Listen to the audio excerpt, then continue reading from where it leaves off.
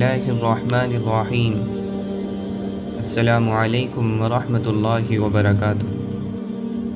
دوستو، انسانی آنکھیں جب بے لگام ہو جاتی ہیں تو اکثر فواحش کی بنیاد بن جاتی ہیں۔ اسی لیے محققین کے نزدیک بد نظری الخبائث کی مانند ہے۔ ان دو سوراخوں سے ہی فتنے کے چشمے ابلتے ہیں اور ماحول و معاشرے میں عریانی و فحاشی کے پھیلنے کا سبب بنتے ہیں۔ اسلام نے ان دو سوراخوں پر پہرہ بٹھا دیا۔ یہ بھی اسلامی تعلیمات کا حسن و جمال ہے کہ ہر مومن کو نگاہیں نیچی رکھنے کا حکم دیا۔ قرآن مجید میں اللہ تعالی ارشاد فرماتا ہے، ایمان والوں سے کہہ دیجئے کہ اپنی نگاہیں نیچی اور شرمگاہوں کی حفاظت کریں، اس میں ان کے لیے پاکیزگی ہے، بے شک اللہ تعالی کو خبر ہے اس کی جو کچھ وہ کرتے ہیں۔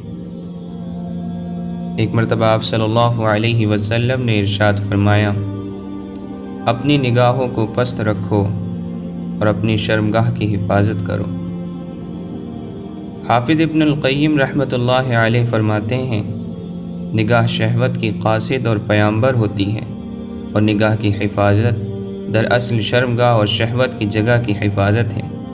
جس نے نظر کو آزاد کر دیا اس نے اس کو ہلاکت میں ڈال دیا۔ نظر ہی ان تمام آفتوں کی بنیاد ہے جس میں انسان مبتلا ہوتا ہے۔ نبی صلی اللہ علیہ وسلم کا ارشاد ہے، نظر ابلیس کے تیروں میں سے ایک زہر آلود تیر ہے۔ بعض سلف کا قول ہے، نگاہ ایک تیر ہے جو دل میں زہر ڈال دیتا ہے۔ اسی طرح آپ صلی اللہ علیہ وسلم نے ایک بار ارشاد فرمایا، آنکھوں کا زنا دیکھنا ہے۔ دوستو، بد نظری اگرچہ بہت بڑا گناہ ہے مگر اکثر لوگ اس کو خفیف سمجھتے ہیں، اس لیے بے دھڑک کرتے ہیں۔ یہ گناہ اول جوانی کے غلبے کی وجہ سے کیا جاتا ہے، پھر ایسا مرض اور روگ لگ جاتا ہے کہ موت تک نہیں جاتا۔ لہٰذا یہ گناہ ہلکا نہیں بلکہ یہ بڑی مصیبتوں میں سے ایک ہے۔ زلیخا اگر حضرت یوسف علیہ السلام کے چہرے پر نظر نہ ڈالتی تو جذبات کے ہاتھوں بے قابو ہو کر گناہ کی دعوت نہ دیتی۔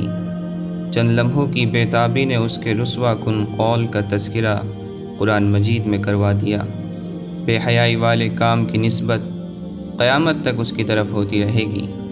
عبرت حاصل کرنی چاہیے کہ بد نظری کی رسوائیاں کتنی بڑی اور کتنی بری ہیں۔